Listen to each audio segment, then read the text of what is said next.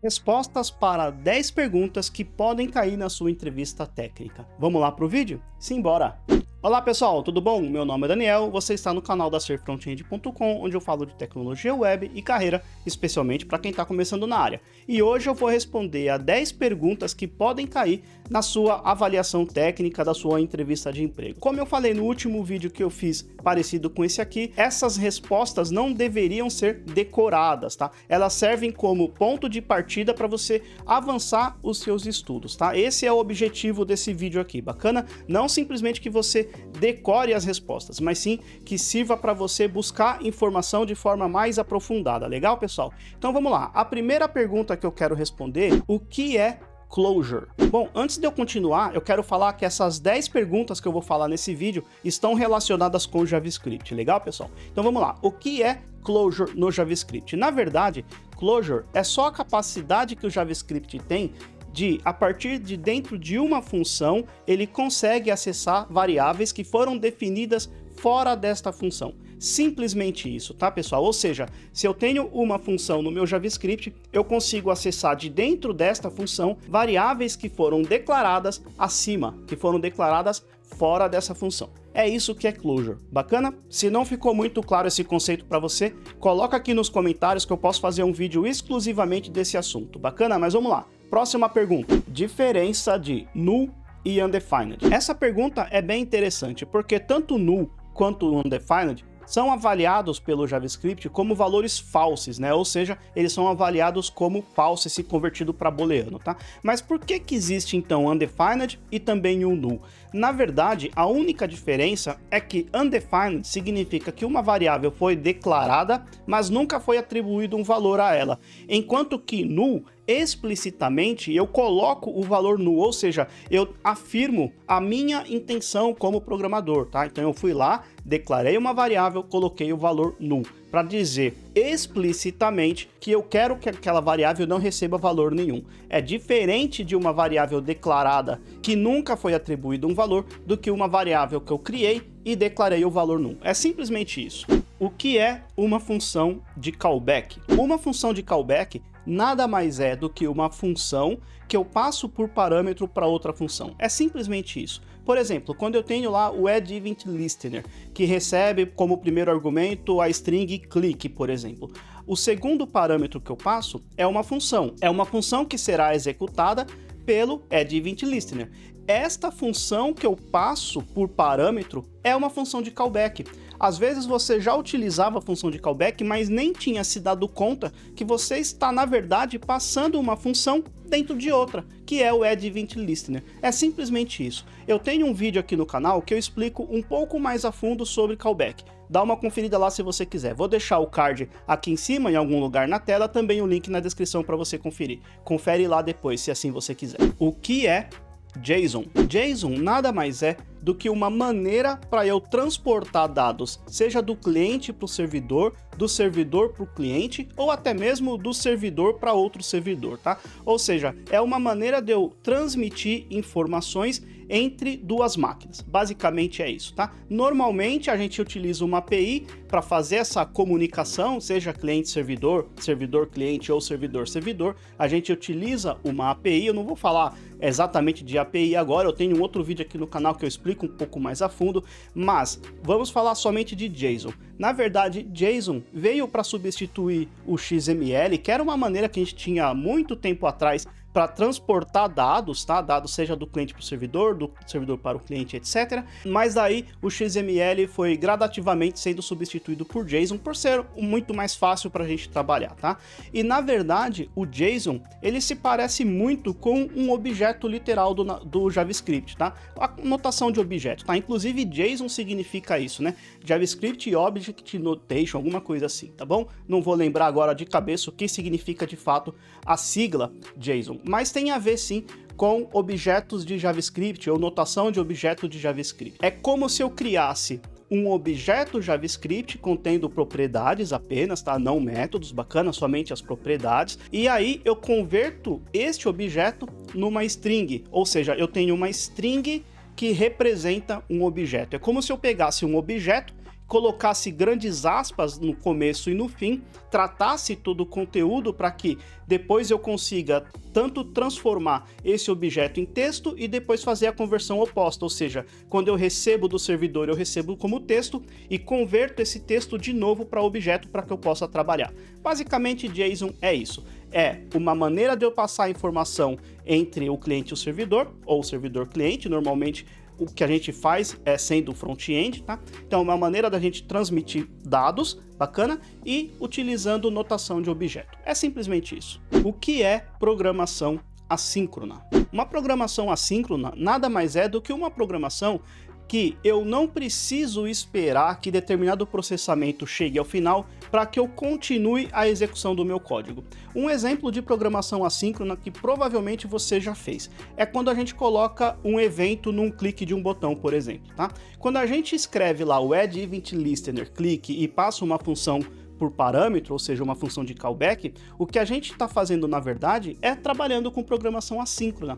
Porque imagina o seguinte, imagina que eu coloco um listener num botão e o meu JavaScript ele para ali naquele momento e espera o clique do usuário, tá? Imagina que isso acontecesse de fato. Imagina que a partir do momento que eu coloque um evento num botão, eu preciso clicar no botão para que o meu código continue. Não faria o menor sentido, não é verdade? Pois é, com programação assíncrona é a mesma coisa, né? Então imagina o seguinte, eu vou fazer uma comunicação com o meu servidor para recuperar JSON, por exemplo.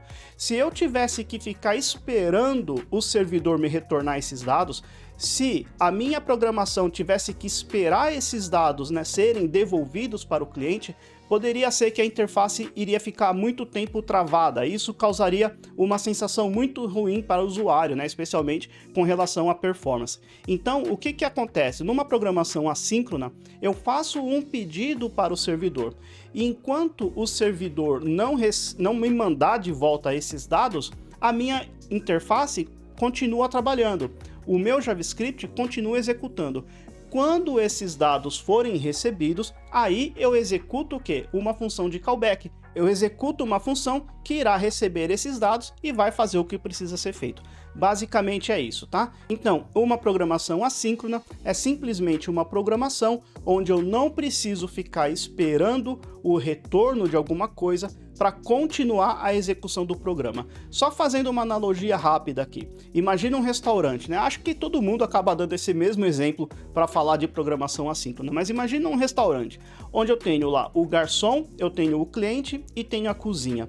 Se o garçom trabalhasse de forma síncrona, o que iria acontecer? O garçom iria pegar o pedido do cliente, tá? Iria pegar o pedido do cliente, iria até a cozinha transmitir o pedido e enquanto o cozinheiro, a cozinheira não tivesse preparado o prato e não mandasse esse prato para o garçom levar para a mesa, o garçom iria ficar lá esperando. Tá? Não faz sentido, porque enquanto o prato não está de fato preparado, o garçom pode ir notando outros pedidos, tá bom? É isso que faz a programação síncrona e assíncrona. Numa programação assíncrona, o cliente pede, faz o pedido, o garçom pega esse pedido, leva para a cozinha e vai fazer outra coisa. Enquanto o cozinheiro ou a cozinheira prepara a comida, o garçom está fazendo outra coisa. Quando a comida está pronta, ele toca lá um sininho, o garçom, opa, chegou a comida, vou lá à cozinha, pego e levo para o cliente. É assim que funciona com programação assíncrona. O que são tipos primitivos no JavaScript? Tipos primitivos no JavaScript são tipos de dados que são armazenados por valor e não por referência. Por exemplo, texto, número, booleano, symbol. Existe uma série de tipos primitivos no JavaScript. Na verdade, tudo que não é objeto e nem array, tá? Eu tenho outro vídeo aqui no canal onde eu falo um pouco mais a fundo sobre essa questão, tá? Principalmente os impactos que um tipo primitivo pode ter no seu código. Confere lá se você quiser. Mas, resumidamente, é isso. Tipos primitivos são tipos, ou melhor, são tipos de dados que não são armazenados por referência, mas sim por valor. O que faz o Prevent Default e o Stop Propagation? Quando a gente fala de eventos no JavaScript, toda a função que é executada, né, toda a função que eu passo por callback para o addEventListener, ela recebe um objeto de evento. Este objeto de evento, que é recebido por parâmetro, pode ou não ser utilizado, tá? E esse objeto evento possui dois métodos, PreventDefault e o StopPropagation. O PreventDefault nada mais é do que um método para que o browser interrompa a execução normal de um evento. Por exemplo, imagina, eu coloco um listener de evento num link, por exemplo. Qual que é o comportamento padrão quando o usuário clica no link? É seguir a página, né? Seguir a URL que está no atributo href. Agora, imagina que por algum motivo eu não quero seguir esse link, eu não quero seguir. Então eu posso utilizar o PreventDefault, tá? Ou, por exemplo, eu tenho lá um formulário. Qual que é o comportamento padrão quando eu submeto um formulário? É seguir a URL que está lá no action, certo? Muito bem. Agora, com o JavaScript, eu posso utilizar o PreventDefault para não enviar este formulário via action normal. Eu posso, seja validar os dados primeiro, ou posso simplesmente fazer, né, este envio de dados por AJAX, por programação assíncrona, por debaixo dos panos, sem que aquele atributo, né, o valor do action, seja carregado na página. Então, o PreventDefault é isso, não precisa fazer o comportamento padrão de um objeto lá no meu HTML, né, de um elemento, melhor dizendo, lá no meu HTML. Ao passo que o StopPropagation é um pouquinho diferente. O que faz o StopPropagation? O StopPropagation vai parar a propagação do evento. O que seria a propagação do evento? Na verdade, quando eu tenho lá vários elementos alinhados, ou seja, elementos dentro de elemento lá no meu HTML, quando eu clico numa div, por exemplo, lá no final dessa árvore, né, de elementos, esse evento ele é disparado para vários elementos para cima, tá? Por quê? Porque eu posso ter dois eventos atrelados dentro de uma estrutura do HTML. Então, quando eu clico numa div, por exemplo, este evento de clique, ele é disparado para todos os eventos acima. E eu posso utilizar o StopPropagation para que eu não dispare esse evento, ou seja, ele para a transmissão, digamos assim, desse evento para níveis mais acima, tá? Quando eu falo níveis acima, eu posso até mudar isso, tá? Porque isso tem a ver com fase de borbulha, mas enfim, é outro assunto bacana, mas por padrão, ele vai mandar os valores, os eventos, né? Ele vai mandar os eventos para cima, tá bom? Se você tiver dúvidas sobre essa questão, coloca no comentário que eu faço um vídeo exclusivamente falando de delegação de eventos e isso vai ficar bem mais claro para você. Bacana? O que é DOM? DOM significa Document Object Model, ou modelo de objetos do documento, alguma coisa do tipo, tá? O que é de fato o DOM?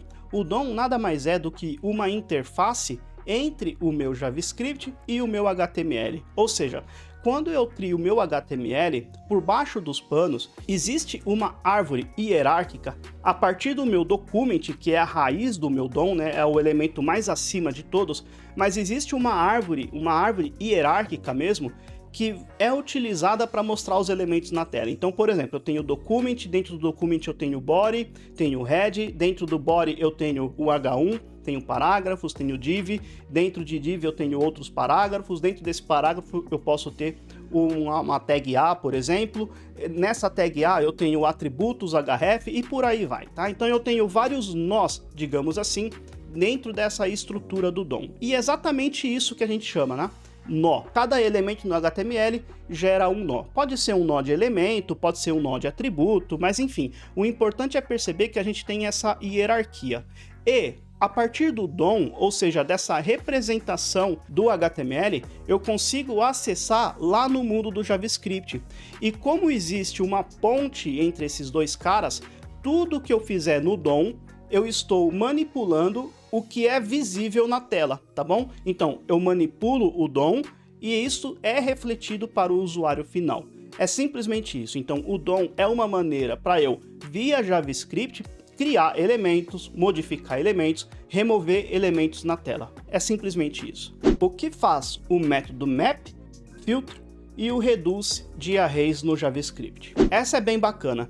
Map é uma função que vai receber por parâmetro uma outra função, e esta função que é passada por callback, é executada e ela transforma cada um dos elementos da minha array, tá bom? Então o método map retorna uma nova array. Bacana? É simplesmente isso, ou seja, vou resumir. A função map, ou o método map de um array, ela transforma a array original e retorna uma outra array. É muito importante isso, que o método map não modifica a array original, mas ela simplesmente retorna uma array modificada. Bacana? Isso faz o método map. O método filter, ela vai também receber uma função por parâmetro, mas ela vai retornar uma outra array, assim como o método map faz, ela vai retornar uma outra array com os dados filtrados. Então, esta função que é passada por parâmetro para a função filter, para o método filter, ela precisa retornar true ou falso. Se esta função que for passada por parâmetro retornar true, então esse dado será armazenado na array de retorno. Se retornar false, não. Então, por exemplo, imagina que você tem uma array de números e você precisa retornar os números pares, por exemplo. É muito fácil. Utiliza o método filter, passa uma função para este método filter que, se esta função passada por parâmetro retornar true, este número será incluído na array que é retornada pelo método filter. Já a função reduce serve para reduzir um array num único valor. Então imagina que você tem um array de números e você quer retornar a soma desses números. Simplesmente você pode utilizar o método reduce. Lembre-se que o método reduce serve para eu pegar um array e transformar num único objeto. Ele vai pegar todo mundo e transformar num único objeto. Acho que esse tapa saiu do microfone, peço desculpas por isso. Mas o método reduce serve para que eu pegue um array e transforme num único dado. O que é delegação de eventos? Delegação de eventos é bem bacana da gente trabalhar. Quando a gente trabalha com delegação de eventos, a gente consegue colocar um listener num elemento acima de todos, por exemplo, e a partir da delegação de eventos eu posso identificar qual foi o objeto dentro de uma estrutura maior que recebeu aquele evento, tá? Então imagine, por exemplo, uma lista de tarefas. Ao invés de eu colocar um evento de clique em cada um dos itens da minha tarefa, eu posso colocar um evento de clique na minha lista toda, e a partir da delegação de eventos eu consigo identificar qual que é o elemento que recebeu o clique, para saber qual foi a tarefa que o usuário clicou. É simplesmente isso, ou seja, imagina, eu tenho uma lista com 100 tarefas. Se eu colocar um evento de clique em cada uma das tarefas, eu vou ter 100 eventos, né? Eu vou ter 100 listeners, digamos assim. Um pouco ruim para performance, mas eu posso colocar o evento na lista toda, ou seja, eu vou ter apenas um evento, e a partir da delegação de evento, quando o usuário efetuar o clique, eu vou capturar esse evento na lista, na tarefa que recebeu o clique. É uma abordagem que, por questões de performance, eu prefiro colocar um único evento do que evento em toda a minha lista de tarefa, por exemplo. É basicamente isso. Muito bem, pessoal, então essas foram as 10 perguntas que podem cair na sua primeira entrevista de emprego. Se você gostou, considere deixar o like para mim e também considere se inscrever no canal para receber notificações de vídeos novos. Também peço, por favor, que você coloque nos comentários o que você achou desse vídeo e também coloque nos comentários se você tem alguma sugestão de pergunta que você gostaria de ver respondida aqui no canal. Bacana? Vou deixar 2 sugestões de outros vídeos que, se você gostou desse vídeo aqui, muito provavelmente você vai gostar desses 2 aqui do lado. Bacana, pessoal? É isso aí, um forte abraço e até o próximo vídeo. Até lá!